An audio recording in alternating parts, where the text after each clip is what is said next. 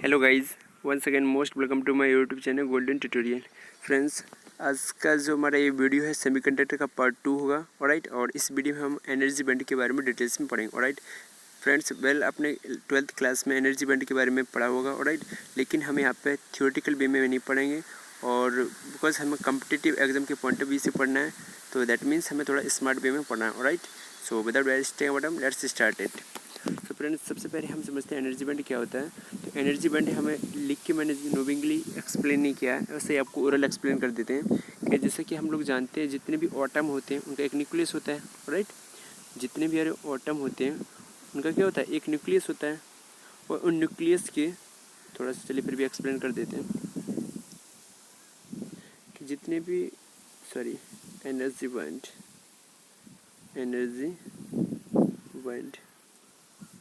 Energy band को friends Hindi में ऊर्जा बैंड कहते हैं। राइट, सो इसे एक्सप्लेन करने, इसे अंडरस्टैंड करने के लिए हमें पता होना चाहिए जितने भी हमारे एटम होते हैं कि उनका एक न्यूक्लियस होता है, और उन न्यूक्लियस के अराउंड हमारी क्या सर्कुलर ऑर्बिट होती हैं। उन सर्कुलर ऑर्बिट में जो इलेक्ट्रॉन होते हैं वो रिवॉल्व कर रहे होते हैं। ऑलराइट, सो जब फ्रेंड्स एक थ्योरी होती है पॉली एक्सक्लूजन थ्योरी। राइट, उन्होंने उस थ्योरी में अपनी थ्योरी में मेंशन किया था कि जब अपोजिट स्पिन के इलेक्ट्रॉन एक ही ऑर्बिट में रिवॉल्व कर रहे होते हैं तो कभी कभी ऐसा होता है कि उनमें एक्साइटेशन और डी एक्साइटेशन होता है। ऑलराइट, सो एक्साइटेशन और डी एक्साइटेशन की वजह से जो एक इलेक्ट्रॉन होता है अपनी ऑर्बिट से दूसरी ऑर्बिट में क्या होता है, शिफ्ट हो जाता है।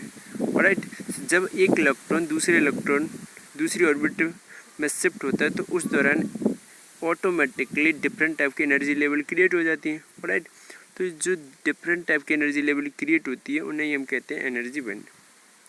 राइट फ्रेंड्स, इस चैप्टर को अच्छे से अंडरस्टैंड करने के लिए इमेजिनेशन बहुत ज़्यादा कंपलसरी। ऑलराइट, सो और हम ये भी कह सकते हैं जो हमारा सेमीकंडक्टर पार्ट 2 है ये टोटली लिंक है केमिस्ट्री से। अगर आपकी थोड़ी सी केमिस्ट्री अच्छी है तो आप इस चैप्टर को ईजिली समझ सकते हैं। ओके, लाइक एटम क्या होता है, इसका न्यूक्लियस क्या है, ओके न्यूक्लियस की स्ट्रक्चर कैसी होती है, and so on. Alright, so friends, I hope ये सब चीज़ें आपको पता होंगी। न्यूक्लियस क्या होता है, इसके न्यूक्लियस के चारों ओर में मतलब वृत्तीय कक्षाएं होती हैं, इसमें इलेक्ट्रॉन घूम रहे होते हैं। ओके, तो एनर्जी बैंड के आई होप समझ में आ गया होगा। ओके, सो अब हम पढ़ेंगे क्या, एनर्जी बैंड के टाइप। सो चलिए इसे भी समझ लेते हैं। Type of energy band, type of energy band. Friends, energy band जो होते हैं बेसिकली हमारे 2 टाइप्स के होते हैं। फर्स्ट होता है हमारा कंडक्शन बैंड, जिसे हम हिंदी में चालन बैंड कहते हैं।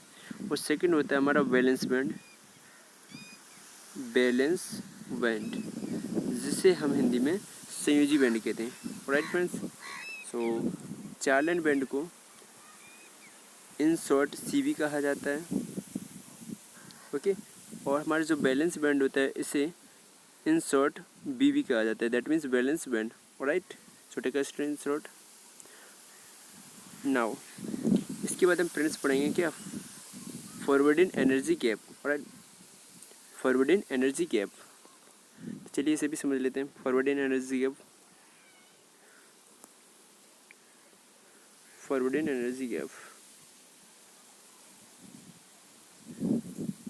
Forbidden energy gap. So Hindi में अगर इसे बताना चाहे तो फ्रेंड्स इसे वर्जित ऊर्जा अंतराल कहते हैं। ऑलराइट, फॉरवर्डिंग का मीन्स होता है वर्जित, एनर्जी गैप मीन्स होता है ऊर्जा अंतराल। ऑलराइट, तो इससे क्या होता है, देखिए फ्रेंड्स, अभी हम लोगों ने 2 बैंड पढ़े। कितने बैंड पढ़े हैं, 2। कितने पढ़े, 2। सो फर्स्ट बैंड होता है हमारा चालन बैंड। ओके, और हमारा जो सेकंड बैंड होता है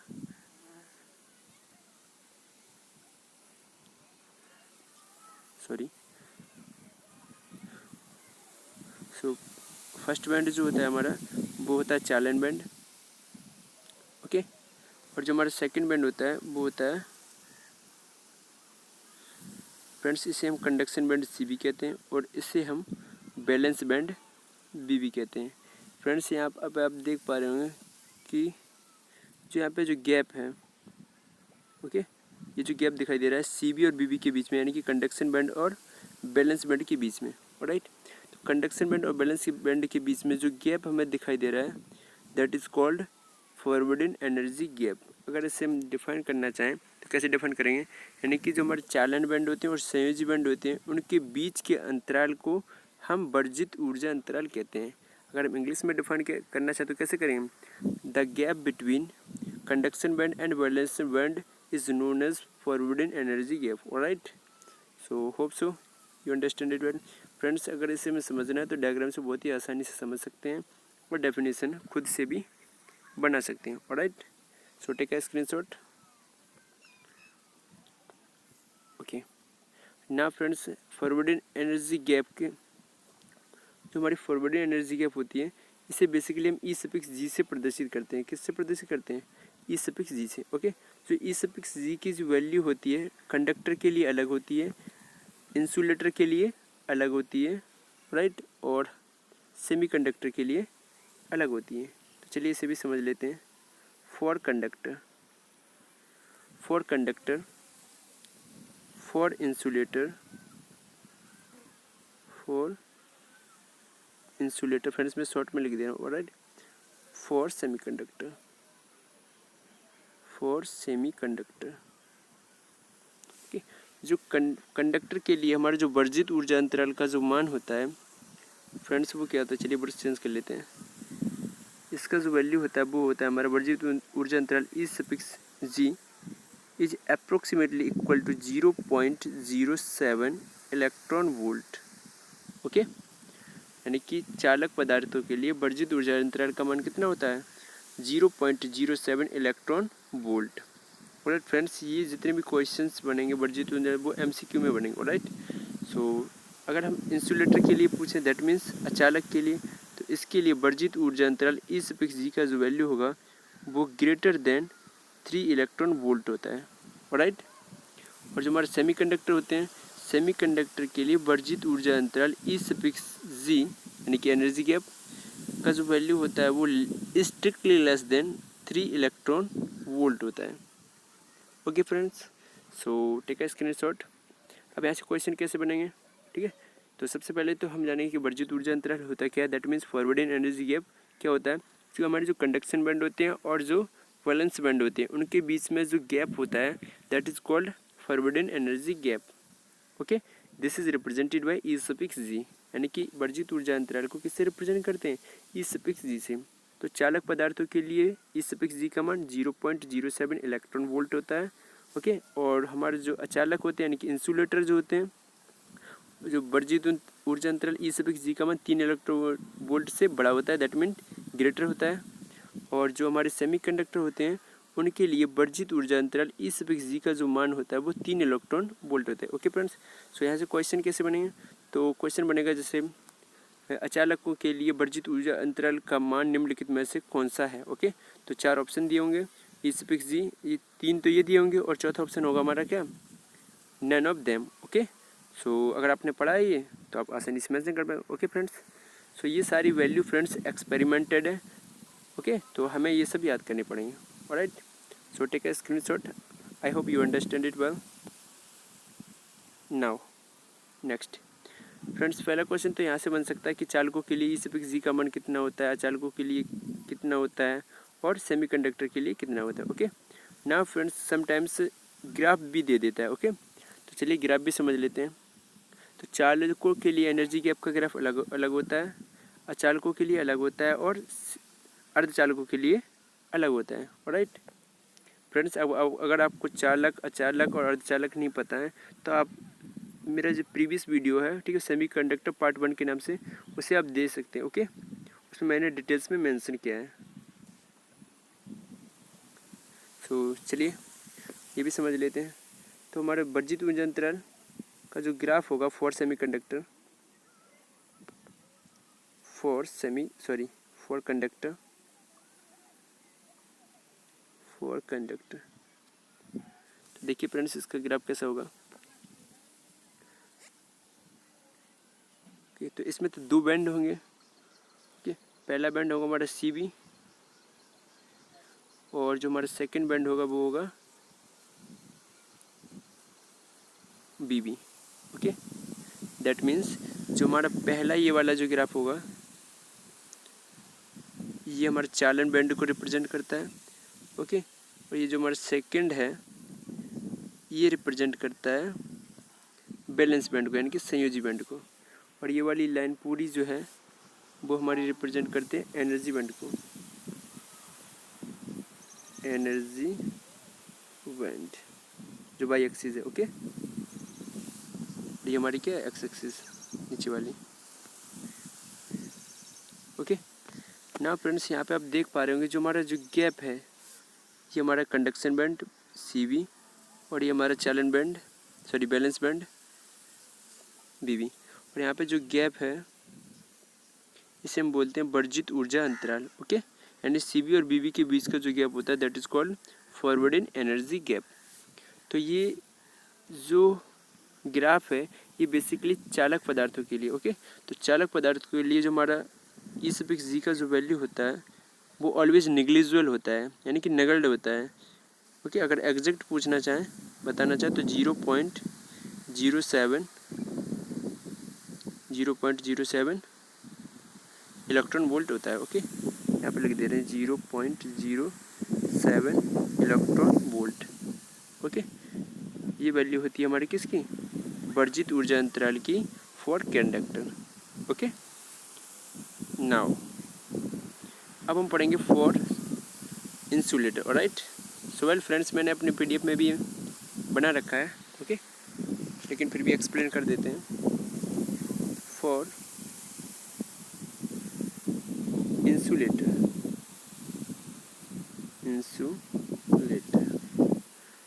इंसुलेटर के लिए हमारी जो वर्जित ऊर्जा अंतराल E∗G का जो वैल्यू होता है वो ग्रेटर देन 3 इलेक्ट्रॉन वोल्ट होता है। ओके, नाउ इसका ग्राफ कैसा होगा देखिए फ्रेंड्स, ब्रश चेंज कर लेते हैं। इसका जो ग्राफ है इसमें 2 बैंड होंगे। पहला बैंड होगा हमारा चालन बैंड। फ्रेंड्स याद रखना चालन बैंड को हमेशा ऊपर बनाते हैं। ओके, समटाइम्स कभी कभी होता है कि दोनों बैंड पढ़ लिए, ऊपर बनना चालन था बना दिए संयोजी बैंड। ओके, तो पहला बैंड हमें बनाना चालन और दूसरा बनाना संयोजी। ओके,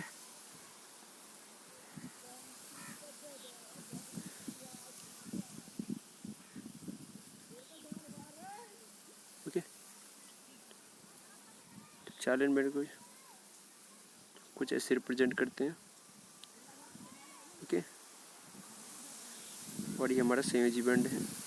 मैंने अलग अलग चालन बैंड को कंडक्शन बैंड यानी कि CB कहा जाता है, और जो हमारा बैलेंस बैंड होता है उसे संयोजी बैंड कहा जाता है। ऑलराइट, और इसके बीच का जो गैप होता है, ये जो आपको गैप दिखाई दे रहा है इसे हम बोलते हैं फॉरवर्ड इन एनर्जी गैप। क्या बोलते हैं, फॉरवर्ड इन एनर्जी गैप। इसका जो रिप्रेजेंटेशन होता है वो क्या होता है, E∗G होता है। और इंसुलेटर के लिए E∗G का जो वैल्यू होता है ग्रेटर देन 3 इलेक्ट्रॉन वोल्ट होता है। Alright, so take a screenshot. और जो वाई एक्सिस है वो एनर्जी बैंड एनर्जी को रिप्रेजेंट करती है। Alright, energy band, energy band. Okay, now friends अब हम पढ़ेंगे सेमीकंडक्टर। ऑलराइट, सो सेमीकंडक्टर के लिए ग्राफ डायग्रामेटिक रिप्रेजेंटेशन कैसा होता है चलिए वो भी समझ लेते हैं। फॉर सेमीकंडक्टर, फॉर सेमीकंडक्टर, तो वेल सेमीकंडक्टर के लिए जो हमारा वर्जित ऊर्जा अंतराल E∗G का जो वैल्यू होता है वो strictly less than 3 electron volt होता है। राइट, सो अब इसका ग्राफ कैसा होता है देखिए। इसका graph, sorry friends, now friends अब हम पढ़ेंगे for semiconductor. Alright, for semiconductor, semiconductor के लिए हमारा जो वर्जित ऊर्जा अंतराल E∗G का जो मान होता है वो लेस देन 3 इलेक्ट्रॉन वोल्ट होता है। फ्रेंड्स मैं आपको एक चीज़ पे एम्फेसाइज करना चाहूँगा कि अगर आपको कोई चीज़ आती है फिर भी हमें अगेन एंड अगेन उस चीज़ को लिखना चाहिए सो दैट वो हमेशा के लिए याद हो जाए। ओके गाइज, मैं आप लोगों को एक चीज़ ज़रूर सजेस्ट करूँगा, आप कोई भी सब्जेक्ट रीड करें, चाहे वो आप हिंदी रीड करें, चाहे मैथ रीड करें, ओके चाहे मैथ के क्वेश्चन सॉल्व करें, चाहे फिजिक्स पढ़ें और चाहे आप केमिस्ट्री पढ़ें, तो जितना ज़्यादा हो सके लिख कर पढ़ें, बिकॉज लिखना ही सीखना है, ऐसा मेरी ओपिनियन है, ऐसा मेरा मानना है। ऑलराइट, सो बिकॉज मैं खुद लिख कर ही पढ़ता हूँ। ओके अगर आपको एक चीज़ आती है तो उस चीज़ को एटलीस्ट 2 to 3 टाइम जब आप कर लेंगे तो इससे क्या होगा, आपकी स्पीड जो है पहले की अपेक्षा बहुत ही ज़्यादा इंक्रीज हो जाएगी। Okay and you know exam में स्पीड बहुत ज़्यादा मैटर करती है। ओके वेल वही कोई चीज़ है जो आपको भी आती है, किसी दूसरे पर्सन को भी आती है, वेल फिर वहाँ पे कंपैरिजन होती है कि स्पीड कितनी किसकी अच्छी है। ओके सो फ्रेंड्स, मैं आप लोगों को यही सजेस्ट करूँगा कि अगर आपको किसी भी सब्जेक्ट में या किसी भी टॉपिक में स्मार्ट बनना है तो आप लिख कर उस पर इतनी अच्छी प्रैक्टिस कर लें कि उसे बहुत ही कम समय में कर लें। ओके सो उम्मीद करते हैं फ्रेंड्स ये आप इस बात पर इम्प्लीमेंट करेंगे। Okay now come to the point. Okay now इसका ग्राफ कैसा होगा चलिए वो भी समझ लेते हैं। ओके तो ऐसा ग्राफ बना लेंगे। ओके एक हमारा सी बी होगा और एक बी बी होगा, this represent C B and this represent B B. Okay and इसका सी बी को, ये हमारा सी बी ओके जो कि टॉप में होता है, एंड नीचे वाले को मान लेते हैं बी बी यानी कि balance band, this represent B B. इसके बीच का जो गैप होता है, ओके जो सी बी और बी बी के जो बीच का जो गैप होता है इसे हम बोलते हैं forwarded energy gap. Alright friends, आप सोच रहे हैं कि चीज़ को अगेन एंड अगेन क्यों मेंशन कर रहा है। I have already mention about it कि दैट हम किसी चीज़ को बार बार लिखते हैं या बोलते हैं तो वो हमेशा ही हमें मतलब लाइफ टाइम याद रहता है। ओके तो हमें बिल्कुल भी आलस नहीं करना है कि नहीं ये चीज़ हमें आती है। Okay because you know knowing is not enough, we must apply, because जानना ही हमें पर्याप्त नहीं होता है, उस चीज़ को अप्लाई करना भी ज़रूरी होता है। ओके तो ये हमारा ग्राफ होगा किसके लिए, सेमीकंडक्टर की। तो और ये वाली जो वाई एक्सिस है वो रिप्रेजेंट करेगी हमारी किसको, एनर्जी बैंड को। राइट फ्रेंड्स, सो उम्मीद करते हैं फ्रेंड्स ये वीडियो आपको पसंद आया होगा। Okay now take a screenshot guys. अब इसके अलावा मैं कुछ इंपॉर्टेंट फैक्ट्स बताऊंगा, ठीक है। आई होप आपको आते होंगे, अगर आते हैं तो ठीक है, अगर नहीं आते फिर भी हम आपको मेंशन कर देते हैं। ओके तो चलिए कुछ इंपॉर्टेंट नोट्स बता देते हैं। चलिए फैक्ट्स, पॉइंट नंबर 1 कि हमारी जो एनर्जी होती है क्या होती है, एनर्जी, ठीक है। उसकी एसआई यूनिट अगर आपसे कोई पूछे तो बेसिकली क्या होती है, जूल। ओके एसआई यूनिट क्या होती है, जूल। अगर एनर्जी, सॉरी थोड़ा स्ट्रक्चर भी में बताते हैं सो दैट आपको चीज़ें समझ में आए। एनर्जी, ओके तो एनर्जी को अगर एसआई यूनिट पूछें तो बेसिकली इसकी एसआई यूनिट होती है जूल। ओके अगर सीजीएस यूनिट पूछें तो इसकी होती है अर्ग। ओके एंड अगर स्मॉलेस्ट यूनिट पूछें तो वो होती है इलेक्ट्रॉन वोल्ट। Okay EV. तो एनर्जी की डिफरेंट यूनिट ही आपको पता होनी चाहिए, ठीक है। ऐसा यूनिट होती है हमारी जूल, और सीजीएस यूनिट होती है क्या, अर्ग, और स्मॉलेस्ट यूनिट होती है क्या, electron volt. Alright second point, so second number point क्या है हमारा कि मैंने अभी एनर्जी की 2 यूनिट पढ़ी। ऐसा यूनिट होती है हमारी जूल, और जो सीजीएस यूनिट होती है वो होती है अर्ग। कभी कभी पूछ लिया तो what is the relation between joule and अर्ग। ऑलराइट सो चलिए जूल और अर्ग में रिलेशन भी पूछ लेते हैं। चलिए अभी जान लेते क्या होता है। तो फ्रेंड्स याद रखिएगा, ओके सॉरी ब्रश ले लेते हैं। ओके एक जूल बराबर कितना होता है, 10⁻⁷ अर्ग। कितना होता है, 10⁻⁷ अर्ग। या हम आपसे पूछे एक अर्ग बराबर कितना होता है, तो 10⁻⁷ जब इधर में जाएगा तो क्या हो जाएगा, 10⁻⁻⁷। ओके यानी कि साइन चेंज हो जाता है। ऑलराइट फ्रेंड्स, तो ये फैक्ट आपको पता होना चाहिए। राइट, ये कैसे आया तो हमें प्रूव करने की, वेल प्रूव करने को तो बता दे, लेकिन हमें प्रूव करने से कोई फ़ायदा नहीं है, बिकॉज हमारा जो कॉम्पिटिटिव एग्जाम होता है वो MCQ फॉर्मेट में होता है। Okay, so remember this. Okay, now